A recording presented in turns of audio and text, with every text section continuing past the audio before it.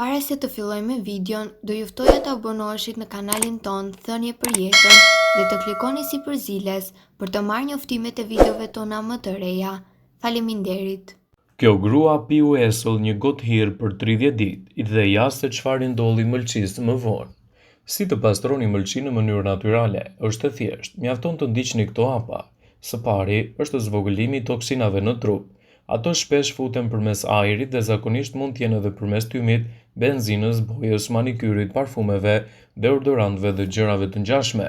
Së dyti është reduktimi i marrjes së toksinave që vijnë nga ushqimi dhe pijet, të cilat mund të jenë konservuese, ngjyruese artificial, pesticid, alkool dhe ushqimet me pije të ngjashme.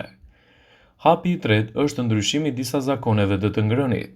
Rekomandohet që të reduktoni marrjen e sheqerit dhe karbohidratëve dhe yndyrnat, sepse ato janë shkaktarët më të zakonshëm të yndyrnave në mëlçi.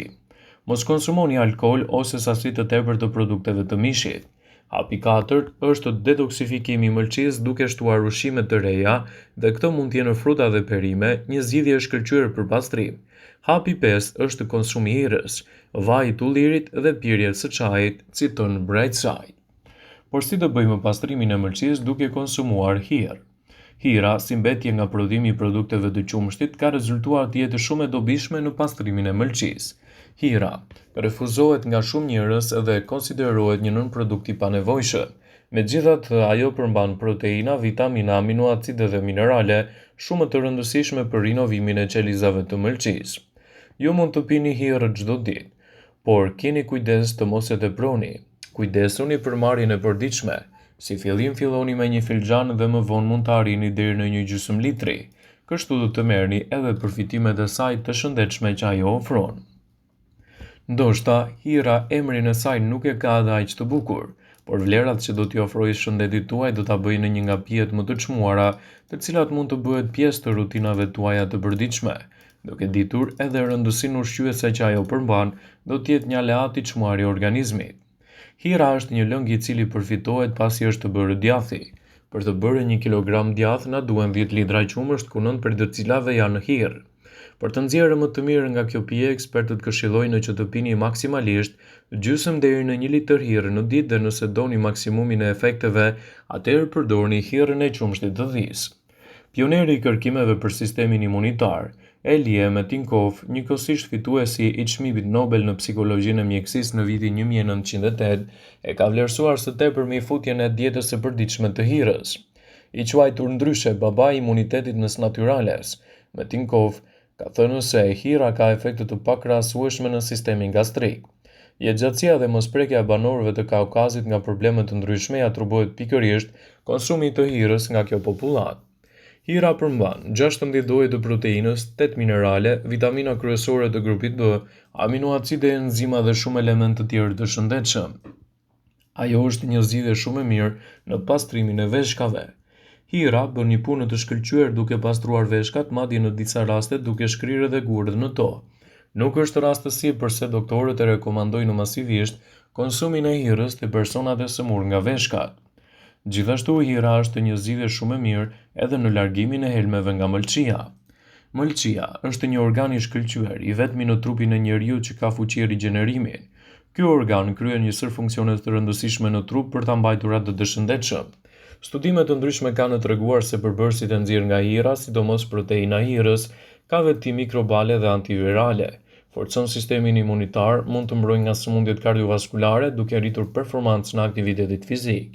Kjo pije e varfër në pamje, por jo në përmbajtje, ka beta-lactoglubin, e cila furnizon organizmin me aminothartira BCA, të cilët ndihmojnë në sëmundjet e avancuara të mëlçisë, të sëmurëve nga të thatit u mundësohet të bëjë një jetë më të gjatë dhe më cilësore. Hira nuk ka asnjë arsye pse të mos jetë edhe kryevepra juaj e pijes së verës. Ajo ndihmon në tonifikimin e muskujve dhe ka efekte dobësuese. Hira rekomandohet gjithashtu për të rënë peshë duke qenë se proteinat e saj ndihmojnë për të dobësuar dhe për të rritur masën muskulare. Përveç kësaj, ajo jep ndjesinë e ngopjes duke ndikuar te niveli i hormoneve që ulin oreksit. Ndërsa arsyet që ju pëlqen sporti, në vend të kokrave energjike që merrni, mund të përdorni pikërisht këtë pije, pasi fakti se ato përmbajnë proteina dhe jep energji muskujve dhe rigjeron gjithashtu shëndetin e tyre. Hira forcon kockat dhe pengon osteoporozën. Sigurisht që hira nuk ka asnjë yndyrë që ka qumshti dhe është një zëvendësues i mirë i tij për sa u përket vlerave ushqimore. Nga studimet rezulton se hira përmban 16 lloje proteinash, 8 minerale, vitamina kryesore ato të grupit B, aminoacide, enzima dhe shumë elementë të tjerë të shëndetshëm, dhe është pikërisht kjo përmbajtje që ka bërë të krahasueshme me qumshtin e xhirit. Pija magjike ndihmon edhe në periudhën e prekjes së femrave nga osteoporoza, pasi furnizon kockat me ushqim. Ajo rregullon yndyrën e tepërt në gjak. Hira u rekomandohet njerëzve të cilët kanë probleme me yndyrën e tepërt në gjak, pasi vetëm disa javë konsumi i rregullt i saj do t'jap efekte të mrekullueshme për yndyrnat e tepërta. Ajo ndihmon në largimin e stresit. Hira nxit prodhimin e serotoninës, hormoni i lumturisë, dhe kështu zvogëlon ndjenjen e stresit. Për të përgatitur hirën duhet të ndiqni këto hapa. Zjeni 1 litër qumësht e kur t'jeni në vlim me sipër, hidhni 1 pikë limon që të pritet. E lini të ftohet dhe ndani veç lëngun e të dukshëm, pra që ngjitet sipër, pra hirën. Hidheni në 1 shishe qelçi dhe konsumoni fillimisht nga 1 gotë në ditë.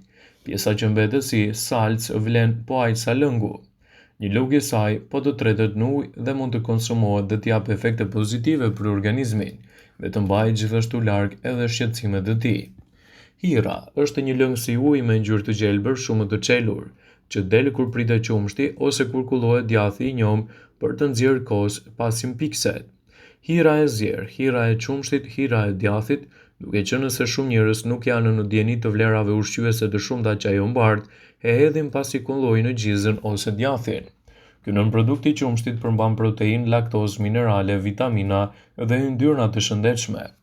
Mineralet mbrojnë qeliza dhe parandalojnë një sër sëmundje si tensioni i lartë i gjakut, goditje në tru dhe sulmin e zemër.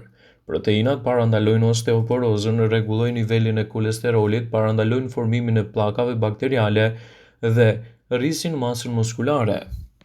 Forcojnë sistemin imunitar, lehtësojnë stresin dhe rigjenerojnë mëlçin. Mëlçia është organi vetëm në trup që ka fuqi rigjenerimin. Ky organ kryen një sër funksiones të rëndësishme në trup për ta mbajtur të shëndetshëm.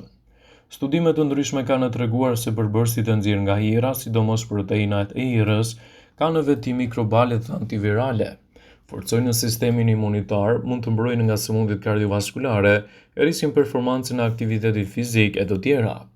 Hira rekomandohet gjithashtu për të rënë peshë, duke qenë se proteinat e saj ndihmojnë për të dobësuar dhe për të rritur masën muskulare. Përveç kësaj, ajo i jep ndjesinë e ngopjes duke ndikuar te niveli i hormoneve që ulin oreksin. Dikur hira ka qenë e preferuar në përbujtina ose kafene. Mesatarisht për të nxjerrë 10 litra qumësht fitohet 1 kilogram djath dhe 9 të tjera janë hirë.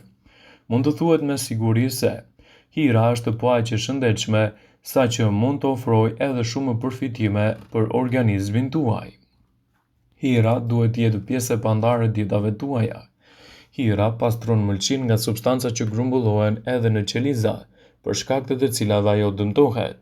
Ajo përmban proteina dhe lipide, largon yndyrna të cilat janë hapi i parë drejt dëmtimit të gjendrës më të madhe të trupit tonë, por jo të gjitha janë njësoj të shëndetshme.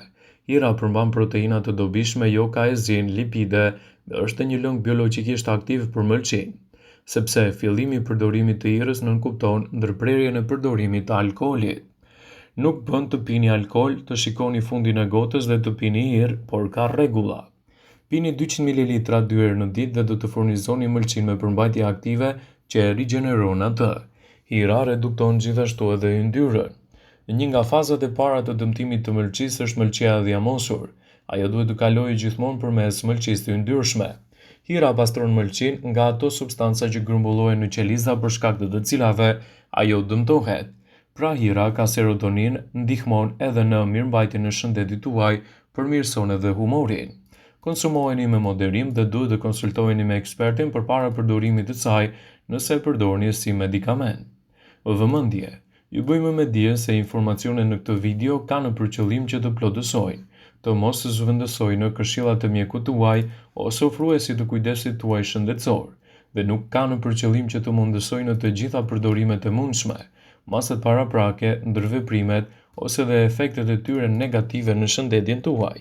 Pasi ta dëgjonit këtë video, do ju ftoja t'i bënit like dhe ta shpërndanit atë në profilin tuaj në mënyrë që të informohen edhe miqtë e tu.